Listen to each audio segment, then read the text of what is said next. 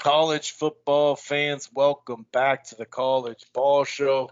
He's Marshall, I'm Chris, and we're here to discuss week 10 of the college football season. We're going to start with some recap from a really crazy week in the sport. We had a fairly major upset, I'd say. Of course, Notre Dame was ranked fourth, but let's be honest, when they've had to step up against the Bamas, against all the top tier teams, they've usually fallen short. Not this week, 47-40 in double overtime. They get the W. They storm the field. It is what it is when it comes to that. Also, Georgia went down, and that wasn't as tight a game down the stretch. 44-28.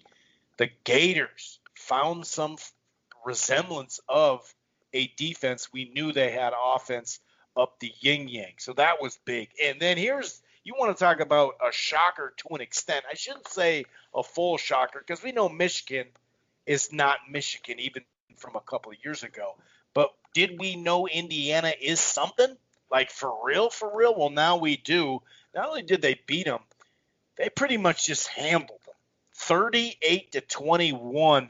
And it's funny because I like, from a PJ Fleck perspective, that Notre Dame win keeps old boy there for a long, long time. I really, truly believe that, or at least long enough. But this Michigan item here is really starting to worry me a little bit that PJ Fleck doesn't row his boat down the street. The USC-Arizona State game was very close. Last 3 minutes, that was 128-27 with USC. Couple of other really tight games, the Texas-West Virginia game, a variety of them. Iowa State-Baylor. Iowa State's having a great season. And then the Liberty, who I think this is their first week as a ranked team. And 38-35, and the ending that is just nuts when you see that. And there was a variety of other items that we'll get to as well. We'll run some numbers, and then we're going to look till next week. Now, on paper, there actually isn't a rank versus rank game. And you can kind of see why. Like, Alabama and LSU are playing, but we know that doesn't, when they got the schedules figured out in way ahead in advance, they were thinking this is going to be a major game. That's not going to be a major game. But that's not to say that we won't get some upsets. We may get more upsets than you think, but we will look at that. We'll preview and predict some games. We'll also just kind of keep an eye on the spread, against the spread stuff from a gambling standpoint. And then, of course, the crappy pick of the week. And my co-host better not come with some 15-point game spread. That's what I do know. No, I'm just kidding. But anyway, we're going to get into it in just a moment. If this is your first time listening to the College Ball Show, welcome. It streams live right here on blogtalkradio.com/Rope-A-Dope Radio. However, you don't have to just go to Blog Talk and download it there or listen to it in the browser. You can find this podcast about college football under the Rope-A-Dope Radio podcast at Apple Podcast, iHeartRadio, Player FM, TuneIn, really across the board almost. We're also part of the Grueling Truth Sports Podcast, which can be found almost everywhere, including Spotify. While you're at it, why don't you head on over to thegruelingtruth.com. It's football, it's basketball, it's baseball, it's boxing, it's everything in between. One more thing before we get to breaking down Week 10. If you're thinking about cutting the cord, or you're not quite happy, I got something for you. It's called AT&T TV Now. It's live streaming cable. They do have the 7-day free trial. There's no annual contracts. The plans start as low as $55 a month. They got the cloud DVR right now. If you sign up, it's a 30-day free trial of HBO Max. Another layer to the deal, then we'll get to football. If you sign up for the Max package, that'll include HBO Max plus a free month of Showtime, which is normally $11 a month on this platform. It's called AT&T TV Now. Okay, so I'm going to go ahead and bring in my co-host to the show here now and get his take on a variety of things. Obviously, like I said, we will be breaking down Week 11 and all the against the spread, hardcore barn burner type games, and all that good stuff. But couple of games to just point out. Obviously, the Notre Dame, Clemson, the Florida, Georgia, and of course Indiana with the huge upset. But let's focus on 1-4 at the time. Like I said, Brian Kelly, just give him another extension. Crazy game, though. The backup quarterback once again for Clemson because Lawrence is out with COVID. I think he's back next week. But, oh, boy, DJ went 29 of 44 and threw for 439. The biggest surprise on this one, obviously the stud running back for Clemson, they couldn't get him going, and he also fumbled. I mean, that's what a lot of this came down to when you look at the numbers, when you run the numbers, 3-1 on the turnovers, and they were all fumbles. But like I said, to only have 16 carries, 28 yards, that's something. And on the flip side, Book had some rushing yards, which we know he can do. He aired it out as well. But Williams, 23 of $140, 3 touchdowns, and 6.5 per carry. What'd you think about this? Notre Dame has fallen short in the last, say, 10 years in the big game and usually got their ass kicked. Miami a couple years ago when Miami was undefeated, Alabama in the national championship, but it wasn't going to happen this week. Yeah, I really thought, Chris, that it was in the fourth quarter when I believe the game was tied. And Ian Book on Notre Dame was rushing in for a touchdown and got stripped on the 2-yard line. I really thought Notre Dame was going to lose after that. And then Notre Dame also was stopped and had to give the ball back to Clemson. And Clemson made a couple of just really dumb, stupid plays. Clemson easily could have ran the clock out and never gave Notre Dame the ball back. But so we're in a situation where Clemson was up 7 near the end of the game, but like both defenses, it got torched. But for this situation, Notre Dame had to try to get the ball back for their offense. And on second down, Clemson, obviously, one thing you can't do when you're trying to run the clock out, Chris, is make a penalty because the penalty stops the clock. So Clemson, I'm confusing the teams. Clemson takes a dumb holding penalty, which saves Notre Dame time on the clock with about 2 minutes, literally 2 minutes to go. And then on third down, Clemson's running back runs out of bounds. So if Clemson had taken 3 knees in a row, there would have been about 30 seconds left for Notre Dame to get the ball, to get a touchdown with like no timeouts on the clock or no timeouts left. But it would have been more than that because their last drive was 1:26. For what? To score, to tie the game on an 8-play drive, 1:26 to force overtime. Or well, wait, I was in a wrong. No, I'm right. Yeah. Well, so if they would have called the timeouts, so yeah, Notre Dame got the ball back with about 1:45-ish, but it should have been down to at least either probably around 1:10 with no timeouts, or right, roughly, but not instead, 30 or 40 seconds. Okay, I was off by 30 seconds, right? But instead they had 1:50 to go with 2 timeouts. So Clemson those were mental mistakes that a team like Clemson normally doesn't make. The holding penalty, you can't have in that situation. Okay, again, if you're the lineman, I just don't. If you get beat off your block, your running back gets tackled, so be it. And the running back's running out of bounds. That was just a gift. Because, okay, you're right. They could have called timeout. But even so, like, there was just so many little mental mistakes there that it was mind-blowing. But to give credit, as you mentioned, Chris, the Etienne and the Clemson offensive line got destroyed that game. Okay, both the secondaries looked bad. I mean, the Notre Dame secondary looked hideous. Clemson's defense, I'll give them a bit of a break because they had some key starters out. But from a passing perspective, I can't imagine when these teams play again what Trevor Lawrence is going to do that secondary. You got to be licking his chops. But the passing secondary was bad on both teams. But yeah, the run game, you're right, it couldn't happen. And Etienne is a name we hear a lot, Chris, about. He's one of the best running backs in the country. But for Notre Dame's defensive line perspective, they had themselves a hell of a game. And Notre Dame's offensive line, you got to look at it. Kyron Williams, 23 for $140. That's respectable. Book scampered a little bit, 15 carries, 68 yards. A lot of those probably weren't design plays. But overall, the lack of the clock management at the end really bit Clemson in the butt. Ian Book's fumble is lucky he didn't end up killing him. And then you go into overtime, and the freaking Clemson scores on the first play. It's like, holy shit, like Notre Dame, what are you doing? But they came back. So Clemson gets the ball to start off OT. They score, I think they scored, and then they had to review the play. We had like 8 plays reviewed in overtime. Oh my God. That was holy Felt shit. like the NBA the last minute or whatever. I know. But way worse. So Clemson scores. Notre Dame answers, though. And then, obviously, when you're playing college football, you flip the script for who gets the ball first in the second overtime. So Notre Dame goes down and scores effectively again. And then, again, we're talking about offensive line, and we're pinpointing here, Chris, but they made I believe they had a tackle for a loss on first down, and then you had a big sack on second.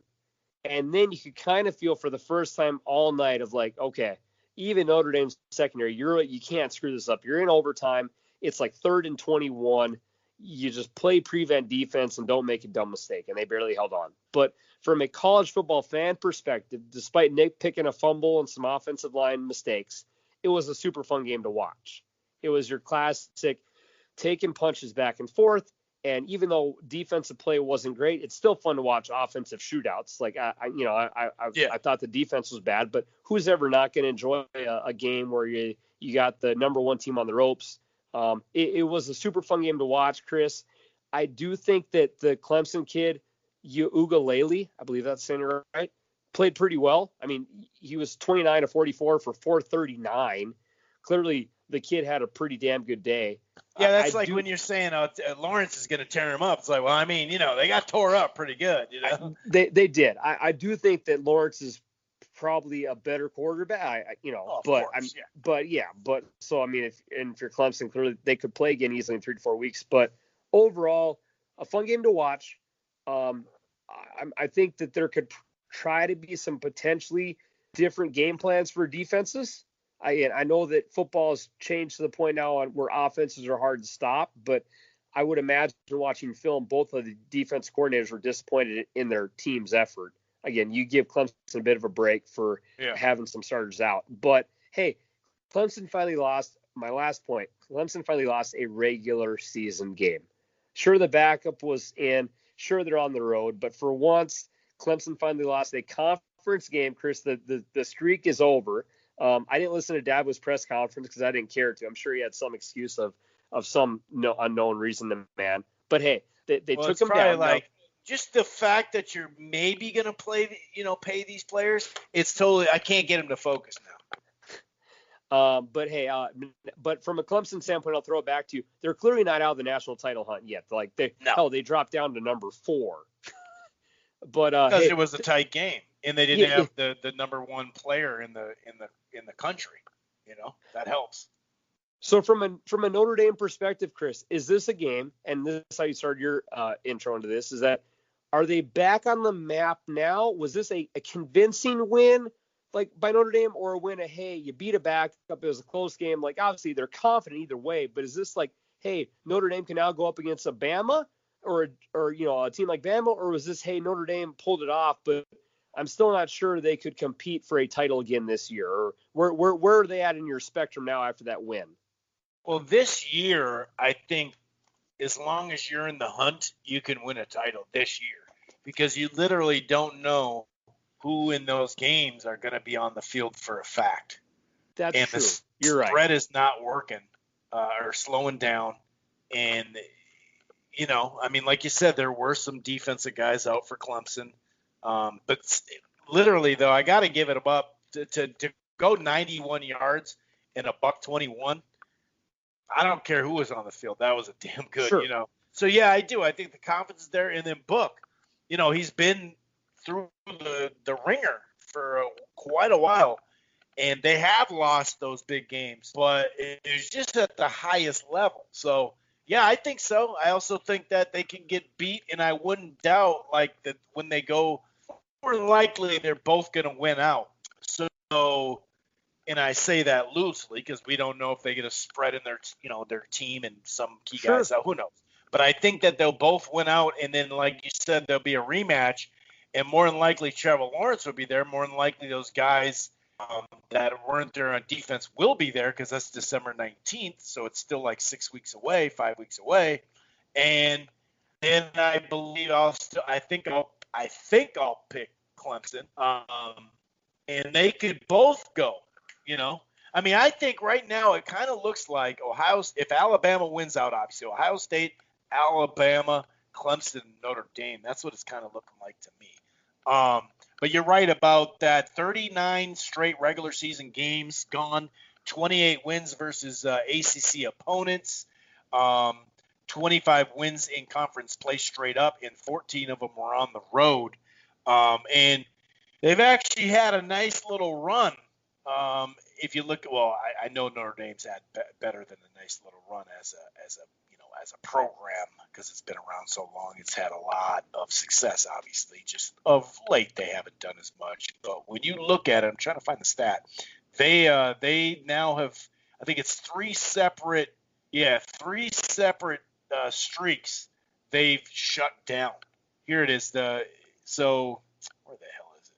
I'll find it later. I just lost it. But they've shut down Oklahoma, Miami, and Clemson now. As far as streaks that weren't that crazy. But we've been on this game for a while, so let's move on. I do kind of think – well, real quick, what do you think of just speculation, obviously, at this point, but if Clemson was able to – if they're all Ohio State, Alabama, and Clemson and Notre Dame, if Clemson beat Notre Dame, do you see that as a scenario that would be likely or more likely or less likely to happen? Do you think that I'm not – crazy to think that could happen, that the Final Four there? I think it could easily be that, yeah. I don't think anyone as of now is going to give Ohio State a fight. So you're looking at Ohio State, Bama, and then, probably could be easily, again, be Clemson, Notre Dame. Obviously, Clemson would have to beat Notre Dame, but true. Because I just don't know if anybody on the West Coast is – we know the Big 12's done. So – USC or Oregon, I suppose you could make an argument for that, but when they're sitting on 6 wins, it's going to be a little tough to be like, hey, we're 6-0. We're 10-0, and we've had it, so it's a little funky. But anyway, part of the reason why this can happen, and it's not Georgia in that spot sneaking up, maybe if they were to beat Alabama in the rematch or something, is because Florida, who now has, I guess you could say, a lesser – or the loss when you look at Notre Dame or Clemson, that's a lesser loss than A&M, who Florida lost to. 4-1 Florida now beat up Georgia. Bennett 5 of 16, a dumb pick. They had to go to the backup. We knew Bennett was not for real, but we just figured it was just going to be about Alabama. But that's where the bad game was, but they were actually leading that game, so it kind of made us felt like there's no way they're going to be able to stop them, and they'll be able to ball control them, but Trask came out 474 and 4 touchdowns, and the funny thing is they got down 14-0. It was a touchdown on one play, a 3-and-out, and like, what is it, 6-play, 61-yard drive, 14-0, and you're thinking, wow, that's not a great way to start. Boom, touchdown. They respond, 3-and-out, touchdown, and then an interception touchdown is 21-14.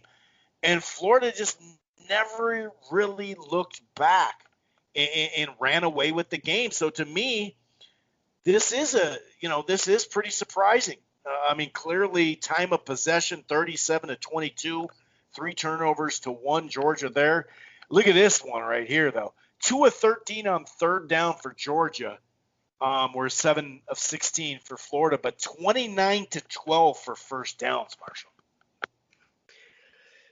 I can't take my eyes away from the number of Stetson Bennett was 5 of 16 for 78 yards. Holy God. And again, this is a Florida defense who has not been that great this year. It's been horrible. I know their numbers were okay against Mizzou, but I wish I'd known that before I made a bet on Missouri team total that game, but I didn't know that going into that game that Mizzou had 3 linemen out that game.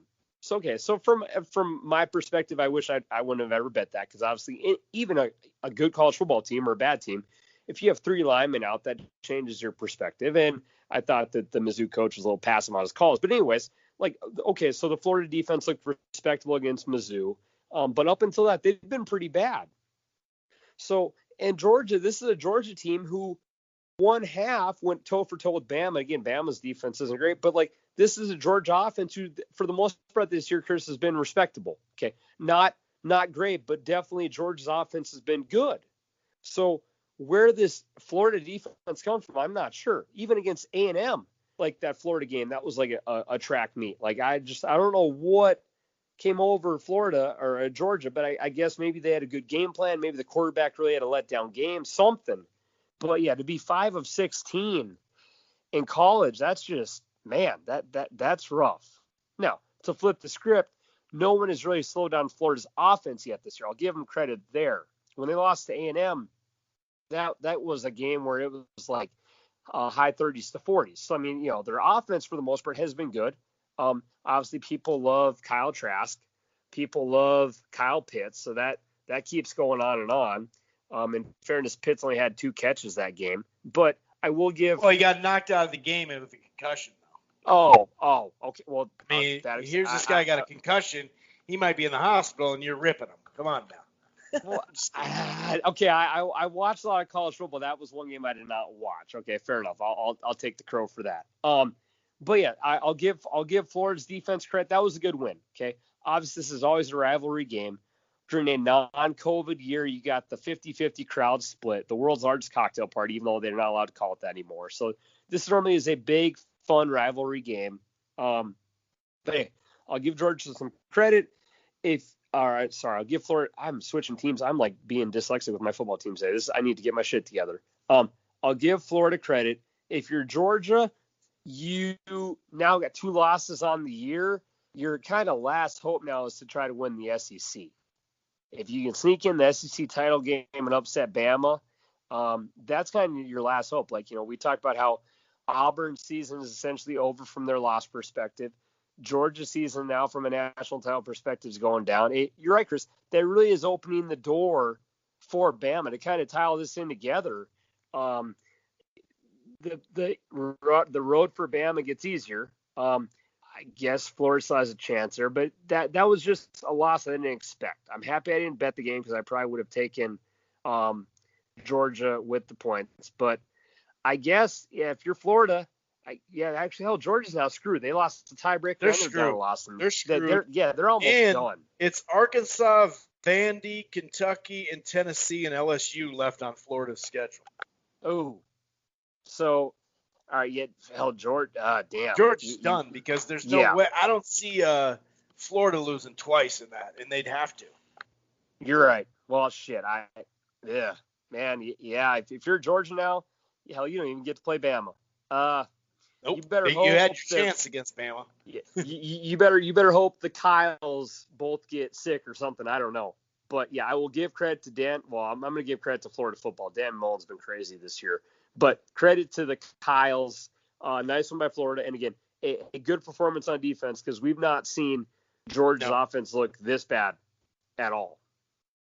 Yeah, that's the biggest surprise is that defense. Speaking of surprise, and I know of South Bend, Indiana, Notre Dame got a huge one. And then University of Indiana, got a humongous win, 38-21. And I say it's humongous, they're playing Michigan, but really it's still such a huge deal, period. Like, a lot of people thought, including us on the show here, we're going to eat some crow, that Michigan would just bounce back. They're not going to lose to Indiana. Indiana's 13. Maybe they should be there. Maybe they shouldn't. They beat Penn State. It is what it is. And they come back and play better in the next game. They're up 24-7. Never really looked back. Even when they got it to 24-14, what they go and do? The Hoosiers right back and scored another touchdown. I mean, they got it to 10 later in the game, but it never and even when they got it to 10, what'd they do? Oh, nothing. We just got a pick, and then it was 38-21. Kudos to Indiana. Like I said, I'll eat plenty of crow on this one.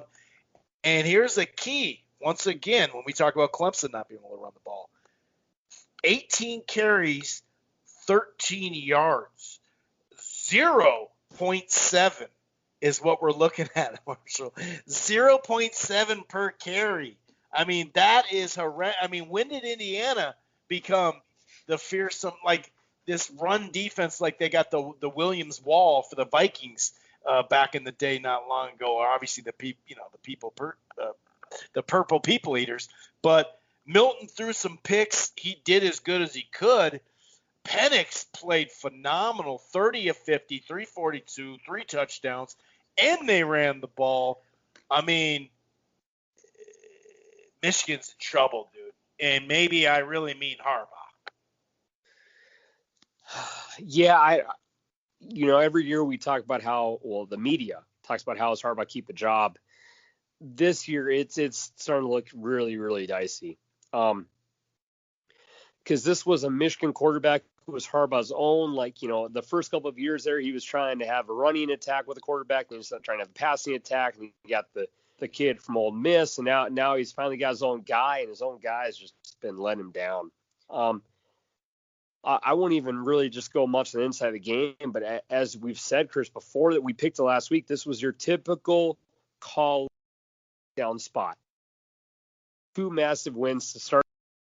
They beat Penn State, they beat Rutgers, okay, but you're 2-0, you're riding high, you're the big man on campus, and you're playing a team who had blown a 23-point spread loss to their rival. Honestly, Chris, if we bet this game situation again, we hit probably 80% of our bets. You see it so much. You're riding high in college football, and you slip up. This was the perfect spot for Michigan, and they lost, and it wasn't even close. This is just bad. Again, if I hope this situation happens again, so we can bet it. Just because, again, I would say 80% of the time you're gonna win your money, and this is that 20% where you lose your money, and it wasn't even close. I don't even know where to start. This is a team where, I mean, maybe this is the year you beat Ohio State, maybe, and that saves him.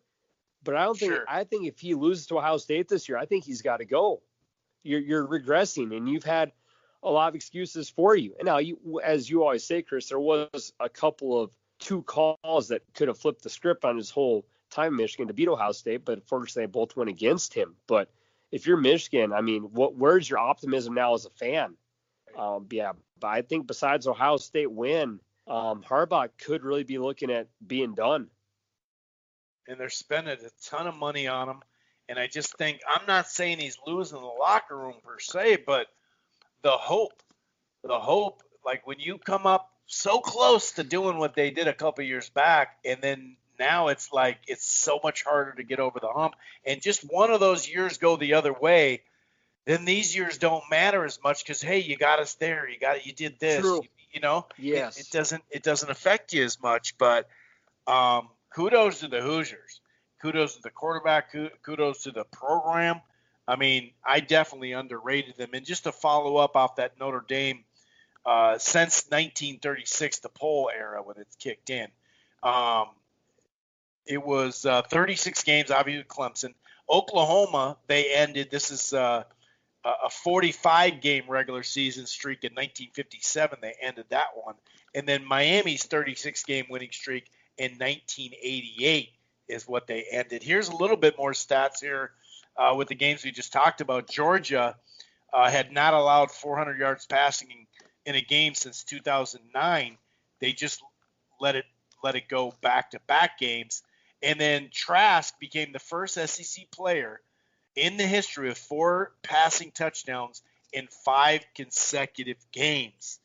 Just a little backup on Indiana. Indiana beat Michigan for the first time since 1987, ending a 24-game losing streak, and beat the Wolverines by double digits for the first time since 1959. This comes from The Athletic, these stats. That's pretty freaking crazy. But you know how we talked about, Mississippi State's going to take out? Maybe that offense is actually just at Florida, and they're going to start taking over the SEC. It could be, maybe. It's something possible. And sure, Mississippi State, even though they won this past week, their offense is still far from being flashy. But you're right. Credit to Indiana, because even a diehard Hoosier football fan, I highly doubt you would predicted you'd be 3-0 with wins over Penn State and Michigan to start off your year. That's a good story. I like those stories in college football, especially in the year of 2020. Maybe we'll get a Indiana Ohio State Big Ten title game, which I doubt few people were expecting. That can't happen anyway, because they're You're right. Well, maybe this is your Indiana upsets Ohio State. They always play them tight. So awesome. God, I would love that. That'd actually be beautiful. Speaking of Michigan, and I got a big smile on my face, Chris. You probably know where I'm going. This upcoming week, Michigan plays Penn State. In case you're wondering, I'm not a huge James Franklin fan, who is the head coach of Penn State. And also, in case you're wondering, Penn State's 0-3. So Penn State actually has a worse record than Michigan. You might ask yourself, who did Penn State lose to this week? I'll gladly tell you. They lost to Maryland. Not only did they lose to the Turtles, shout out to Juan Dixon from our college basketball glory days. Penn State lost to the Maryland Turtles as about a 27-point favorite. So the knucklehead moron coach blew it against Indiana, who's now let Indiana become happy. They got outplayed by Ohio State. It wasn't a massacre, but Ohio State beat them. And then a 27-point favorite. We saw this. Your Gophers played Maryland. Maryland's defense was not good. Now, I'll admit the Gophers' defense round too. That game was a shootout. Yeah. But you were down 35-7 to the Maryland Turtles. Credit to the Maryland. Hell, maybe Tua's brother is going to be a stud. But hey, he might be a system fit or something. But something's going on over there. He's a quick little dude. That dude knows how to scramble. He knows how to break out the pocket like he's an NFL guy. His pocket presence is not regular college stuff. That dude is quick. So he's fun to watch. But nonetheless, you're a 27-point favorite and you lost. Tough shit, Franklin. Tough shit. I'm happy for Maryland. I'm happy Penn State lost. And yes, Michigan, Chris, despite how bad they are, imagine if they don't lose to Penn State. That would be the ultimate gut shot. That could happen this week too. Where, hey, Michigan, you're having a bad year, and now you lose to a Penn State team who's over. Harbaugh might not survive this week. I mean, honestly, that's not that far off. That's a good point. And just to add into this, Penn State, their first time 0-3 since 2001. Speaking of 2001, we'll flash to 2000. Northwestern is 3-0 in the Big Ten play for the first time since 2000, which is pretty crazy. Iowa State got a W, 38-31. They're having a great season over Baylor, just to clean that up. Iowa State has never reached the Big 12 championship game, and it hasn't won a conference. It hasn't won a conference game championship, I should say, since 1912. So that's a long time, just in general. But yeah, 5-1, first time since they've been in the conference. And speaking of crazy up and down type games, that NC State Miami game, NC State got up on a couple of. Miami ended up. A lot of it had to do with Deandrick King, 400 yards passing, 5 touchdowns, and he rushed. So it's only 4 other players have done this since 2000 to at least throw for 400, to have 5 touchdowns, and rush for 100 yards twice. He's done that once here and once in Houston. And if he keeps doing it, this freaking guy's not going to come back for his last freaking year of eligibility. But hey, I understand it. The height thing is what keeps him maybe from being a second round pick or something like that. But crazy weekend. Oregon took care of business against Stanford, looked pretty good. That wild ending, the last 3 minutes, ASU just let that game slip away. USC got it done 28-27. But one of the wildest endings was Liberty and Virginia Tech. Liberty, I think, playing if it was their first game or their second game as a ranked team, because it hasn't even been in football that long. They've been putting up points. We've mentioned that a little bit, but it's 35-35. Liberty has a long-ass kick. I think it was 50 yards. And so the play happens. Liberty got Virginia Tech, blocked the kick, scooped it, and scored a touchdown. The game would have been over. Here's the problem. Virginia Tech called a timeout trying to ice the frickin' kicker. And next thing you know, Liberty wins it 38-35, dude. Speaking of teams choking as huge favorites, Vatech was a 24-point favorite. Yep. So and we looked at that one. So far in our podcast this year, Michigan lost is anywhere between a 21 to 25 point favorite when you were, depending when you bet it, at versus Sparty. Fucking Penn State blew a 27 point favorite game. Oklahoma too. Oklahoma blew a 24 point game. Your Gophers were favored by 17 against freaking the Turtles. Man, if you bet the Turtles to win games this year, you're rich. You got rent paid for. God bless you. And in this game, you had 24 points. Now, again, we both thought that spread was high. I remember talking about on the show, we thought, okay, maybe Vatech has some of their secondary back. That leads to why, because Vatech's secondary has been torched quite a bit this year, but they had a lot of COVID people out. And so maybe they're going to got their players back. Well, Liberty kept scoring anyways. And to give Liberty credit, they're not even an FBS school. They're an FCS. Like, this is a school that's essentially supposed to be like a tier below like all these other schools. So you're a tier 2 school in theory, and you're now ranked in the D1. Like, that's awesome. Hugh Freeze will be back at a big school in the next couple of years. Chris, clearly you're someone's always going to give you a second chance, but what he's doing in Liberty for the past couple of years now is amazing. And yes, the freeze and the kicker part, sometimes it works, sometimes it doesn't. That's a 50-50 craps roll in Vegas. Who knows? But credit to them to keep winning. You murdered Syracuse. You won last week in a game you should have won, and now you pull off a massive upset. What a fun story! And they should actually end up being in a really nice bowl game, like for a team. And they are FBS now. A couple years ago they changed it. They are. Oh, yeah.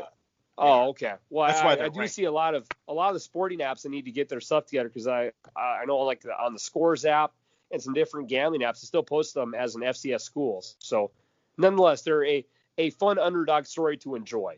And again, shout out to them. Your offense is working. Your defense maybe won't be that special, but if you're putting up points week on, week out against top tier teams who are supposed to be above you, that's a good story to see. So I'm happy for Liberty. Good for them. No doubt. And, dude, last week, out of nowhere almost, 10 different games did not happen, whether they're canceled, whether postponed. I think the highest we got so far was 6. It makes sense now that the Big Ten and Pac-12 are back that there'd be even more. I'm looking around, and there was 1 or 2 Pac-12s, an ACC, and then a bunch of smaller schools. But 10 different. There's already 2 not happening next week. We'll see if that changes because it's only Monday. A fun back-and-forth game with Colorado UCLA, 48-42. That was a pretty fun one. The Washington State, Oregon State, I did watch that a little later. There was another fun game with who knows what the hell is going to happen in the Big Ten, because like I said earlier, Michigan State comes off a nice win, right? And then Iowa, who's looked pretty bad this year, they beat up Michigan State 49-7. Like, who the hell knows what's going to happen? Anything else you want to talk about for this week before we get into week 11, sir? Unfortunately, my boy Lane Kiffin had a bye week, so I don't get to have an Ole Miss break. I know I can see her shit grin from 2,000 miles away in Texas. And Clay Helton almost blew the week 1 game for USC, so I'm not surprised at all about that. And Mizzou didn't play either. So all my teams I love, I don't have much of a recap. And our Raging Cajuns got another dub. We're 6-1 on the year, 4-1 in the Sun Belt. So our adopted team from about 7 years ago, our Raging Cajuns are still contending for a Sun Belt title again this season, my friend. Yes, sir. And Minnesota did get their stuff together defensively. Mo Ibrahim is just a beast. If you look at his numbers the last 2 games, do yourself a favor if you're a stat junkie. Week 11, throughout the top 25, as I mentioned, there is no ranked versus ranked. However, you could make the argument that maybe a team should be ranked, but they weren't, in the games weren't getting played yet, so they weren't ranked. Or we could maybe speak about that, but I really, it is what it is. That's not to say, though, this year in particular, that stuff can't just randomly happen. I think the theme is there. Just looking at some of these games, though, Marshall, Indiana, 7.5-point favor over Michigan State, who only looked good in 1 game. That's not the craziest thing. I could see that happening. Here's one, Virginia Tech, who always usually plays Miami pretty tough. They're actually a 2.5-point favorite at home against 6-1 Miami. Maybe it was last week that they think they showed enough weakness. Maybe that will be the case. Boston College is okay. Maybe Notre Dame's, on a high point, but that 13.5 point, maybe they could actually sneak under that. I come to this game, Maryland and Ohio State. Now, it feels like Ohio State's going to beat them, right? But are they going to beat them, Marshall, by 26 points? It's 25.5. I know this is Ohio State. If Tua's brother, we're going to start saying his normal name rather than just calling him. If they show up and put up 30 points in this game, we're going to have to start to just not refer to him as Tua's brother. 25.5 points. Are we sure? Are we sure Ohio State can win by 25.5? That's a lot. That's a lot of generous points, and it's at Maryland. I mean, I know Maryland really doesn't have much of a home field advantage, but you're not at Ohio State, and Ohio State did just beat Rutgers 49-27. So you beat Rutgers by 22. You're, I mean, pretty much for the last couple of seasons, Ohio State has just like ran through Rutgers and Maryland. And I mean, Rutgers, it's not like they had a chance to win, but they played respectably. So yeah, I could see Maryland hanging in there with that spread. Maybe put him in like a teaser and get him to win by cover like 30 points. Like, I don't think that'd be outlandish for us to assume that, that Tua's younger brother, he's going to make some plays happen. He's got the legs, he's got the talent. Maryland's got to be playing with all the confidence in the world after all the upsets they've had. Again, I would not expect a loss. If Ohio State loses to Maryland, dude, this year, I guess you could call it like there 2020. And it's kind of become a. I know it's become there might be a damn asterisk in this year. It's become a trendy thing now to say, only in 2020. If freaking Ohio State loses to Maryland, it really is 2020. I don't know, but. Yes, I would enjoy looking at that spread. I think that's maybe being a little. So you're still on, but I can't hear you. You're still on the line. That. Oh, there we go. I lost you there for a second. I lost you about 5 seconds. Oh, okay. But you're back on. Another couple things here. We will get to the crappy pick of the week. SMU 7-1 going against Tulsa, who is pretty good. They're 3-1. They're favored 2.5 points there. That's kind of interesting. And then Purdue is 2-0. Northwestern, we talked about how they're having a good season. They're only favored by 3 on the road. Once again, in Indiana, right? But here it is, Wisconsin, who looked phenomenal in their first game, albeit against, a crappy team in Illinois. But they're only a 3.5 point favorite at Michigan. In Michigan, I don't believe in Michigan and Illinois and Michigan are the reason why the Big Ten got delayed. Their doctors in their hospitals said, nah, dude, it's not happening. And so I say that to think that I doubt that is Michigan 20%? I don't believe it is. I could be wrong, though, but I don't believe it is as far as their crowd.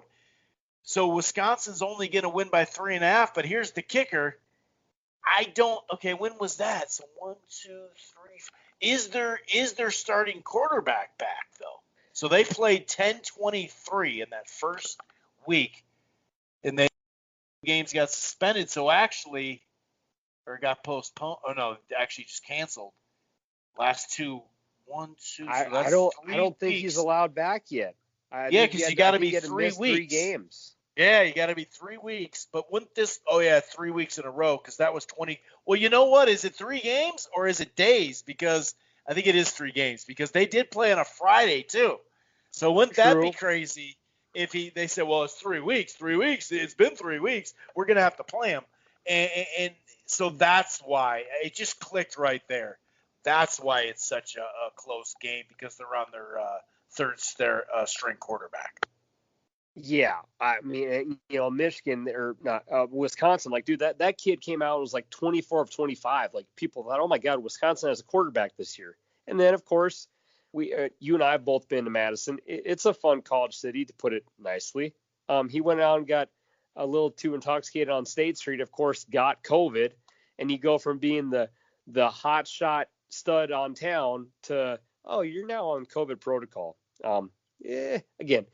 You're a college kid that had an elite game. Can you blame the kid for going to party? Probably not. But was it the smartest football decision? Probably not either. Because Wisconsin, they're a team hanging in there for this year. Hey, this could be our chance for a title year. I mean, I know they still would have to deal with Ohio State, but you're off to a good start this year. Wisconsin always has good defense. I mean, not an easy schedule, but it'd be a bummer to lose this game because your quarterback can't play, and then you come back and kind of win out. So who knows? But yeah, I would do a little research of who can play for Wisconsin. If you're going to bet that game, look at the quarterback situation. Obviously, the quarterback currently they have set up to go is going to be a step down. But hell, we don't. There could be more games canceled now. I know, like last week, the Pac-12 was supposed to have a full slate, and I know on Thursday evening and Friday morning, the Pac-12 canceled some games. Yeah, so 2 games right now. There's 2 canceled, right? Or not going to happen this week just on the schedule, and it's Monday. And I think there was only 1 or 2 at this time to further your point, and we ended up with 10.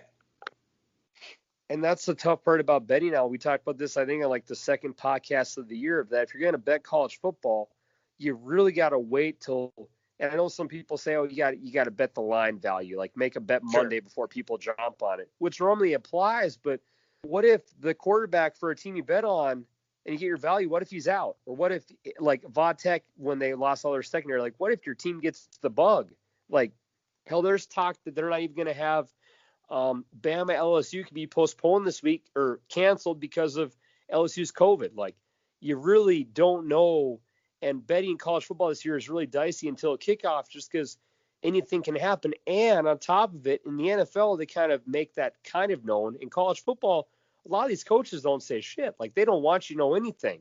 So you could be betting a team who has COVID issues, and that coach isn't going to say whether it's the old lineman or the defensive backs or a quarterback. So be patient. Again, Wisconsin could easily win, but I would be hesitant to bet it until we're getting closer to Friday night and we're feeling more confident as to how they're going. I did see a report, Chris, saying that as of today, the Badgers only had 5 positive tests. So they had 5 positive. That means looking forward, things are going okay. But if every player who had COVID has to sit out, you're getting a much less talented Badger team. So, yeah, I don't know, brother. I will say, as we're speaking of lines and going through games, because there's not that elite matchup we're used to having, there's not as many. Kentucky's minus 17 against Vandy, and I know that's a lot of points, but this is a Vandy team who, what have they shown this year to make you even want to bet them? And you're playing against a Kentucky team who has probably the best defense in the SEC, or one of the top 2.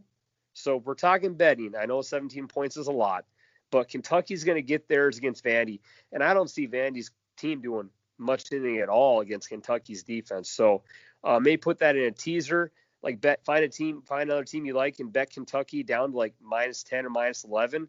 That'll be my lock for the week. Put Kentucky in a teaser or just bet them straight up minus 17, because when you have one of the best defenses in the whole conference versus the team who has the worst defense in the whole conference, I really like Kentucky to cover the spread this week, my friend.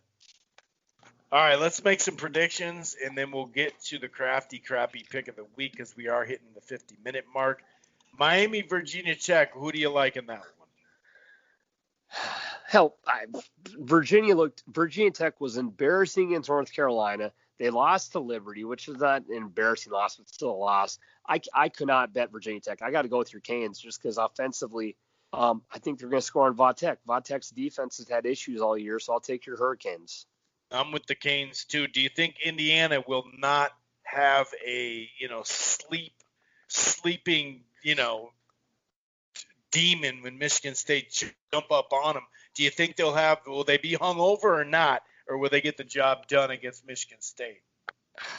Well, Sparty got oh god, they got torched too. No, I'll keep rolling the dice with Indiana. I will.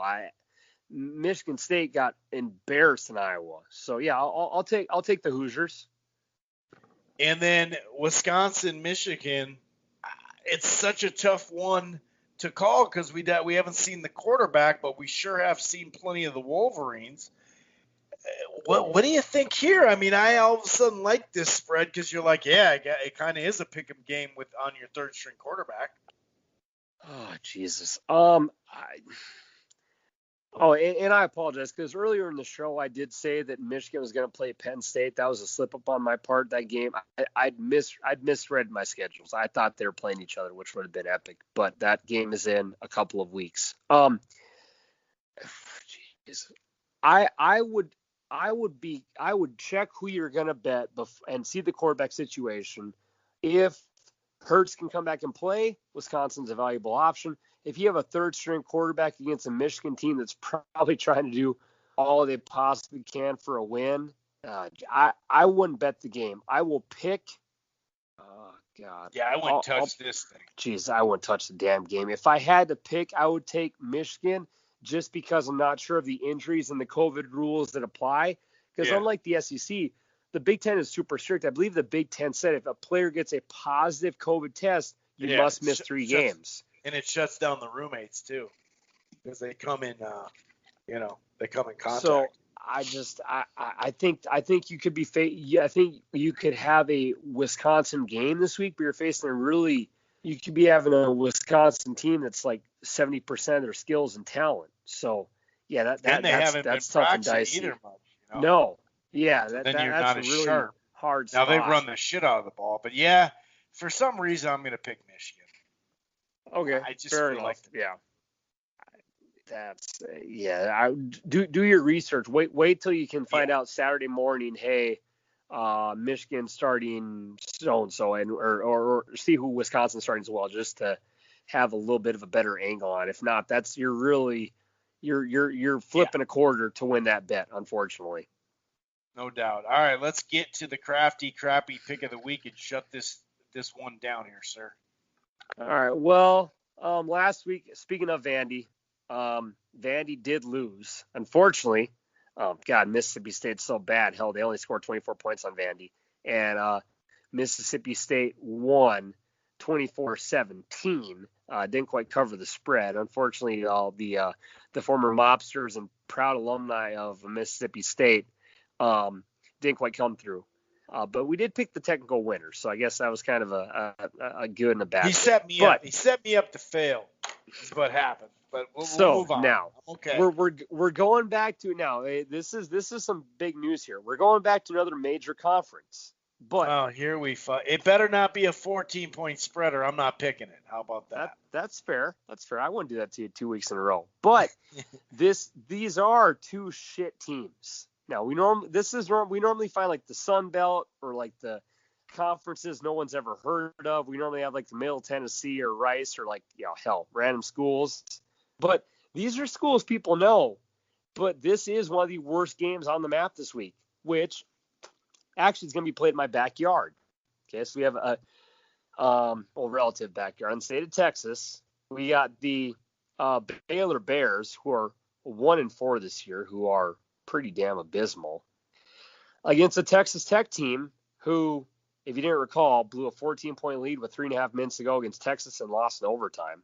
So are these big name schools? Yes. Are these shitty schools this year? 100%.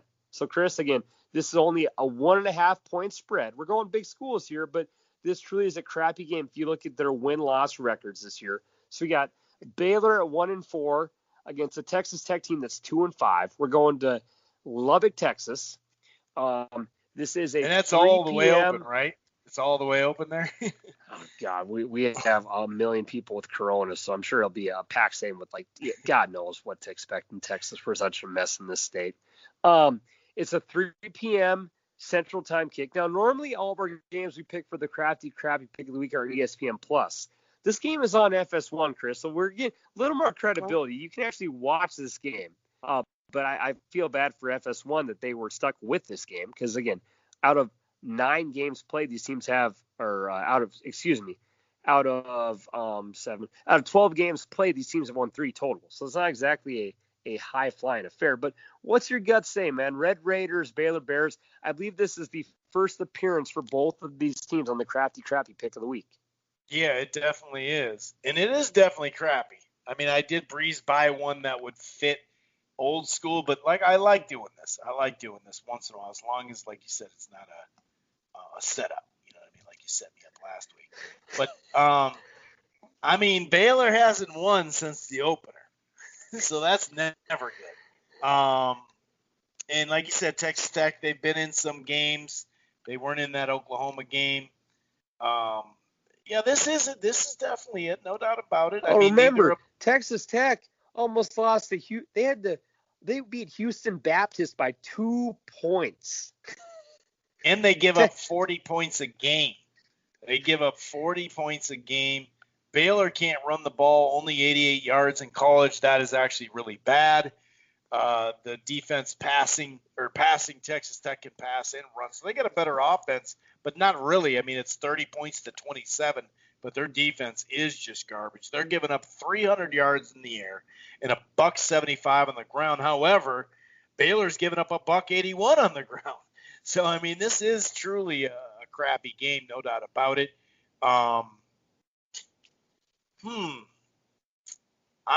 going to go with the team that's lost 4 games in a row, which is always kind of fun when you do these games because you're like, how confident am I that they're going to win when they haven't won 4 games in a row? However, it's only been 1 win. It was a quality win, though, against West Virginia. That's pretty quality, relatively speaking. True. Because they're a good team. So I'm like, Texas Tech did beat them. Shit. But you know what? Your time has come. Is it the Golden Bears? It is the Gold. No, it's just the Bears. It's just the Bears, yeah. Who the hell is the Golden Bears? Is that California? Okay. Yeah. Okay. So I'm going with Baylor. I'm going with Baylor on the road. I don't see. Oh, there's the Vivid seats starting as low as $81. Man, do they jack these tickets? That means there is actually it's 60,000. It may seat 45,000 for this game. Yeah, I'm gonna go Baylor. I'm going with the Baylor Bears to finally get a W. Their only win. I shouldn't have checked this. Their only win is against Kansas, and we know they suck. They are horrible. So, yeah, I'm going to go with Baylor to get this W, sir. And as I've liked to wrap it up this year, we do a battle of alumni. All right, so we're starting off with Texas Tech alumni. Somehow, in God's name, Rick Husband is the leading alumni person on Texas Tech. I've never heard of him. I never heard of him either. He's an American astronaut and a fighter pilot. All right. Well, yeah, that's legit, I guess. I just never heard of him. And unfortunately, this is why I think you picked this game. This is why I thought you picked this game because you saw some really nice stars or something. No, this guy actually was involved in a astronaut or in a space deal where the him and the rocket all exploded and they all passed away. Jesus, yeah. I actually do know. Yeah. A rocket called the Columbia. Dear Lord, that's awful. All right. Let's keep the spirit a little higher. Jesus Christ. We have the actor from CSI, one of the CSI actors. We also have Cheryl Swoops, okay, a respectable basketball player.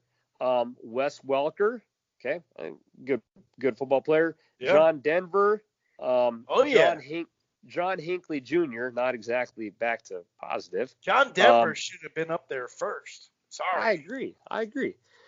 Brad Leland, who was the Buddy Garrity from Friday Night Lights. And then we get a bunch of people I'm not aware of. Let's do one more. Soft. We got good old Cliff Kingsbury, Michael Crabtree. Obviously, Patrick Mahomes is from, you can go an NFL route. And that's about it for. Yeah, that's about it. Oh, and an FSN reporter, Emily Jones, who does a good job. All right, so. Well, I mean, if we went the NFL route, they're pretty healthy. Yeah, you're right. And you had Mahomes and Baker. Yeah, NFL route, it's pretty good. I misheard you. I thought you were naming Baylor's. Oh no, I didn't know you were stashing Mahomes. That's why I would have said something. Okay, I was like, what do you mean you just throwing Mahomes late? He's number one. Well, he was on the third click of pages for the Texas Tech alumni. Wow. We really got to start talking to these Google people, because I think when you Google a school's alumni, you really got to put the top people up front. Yeah.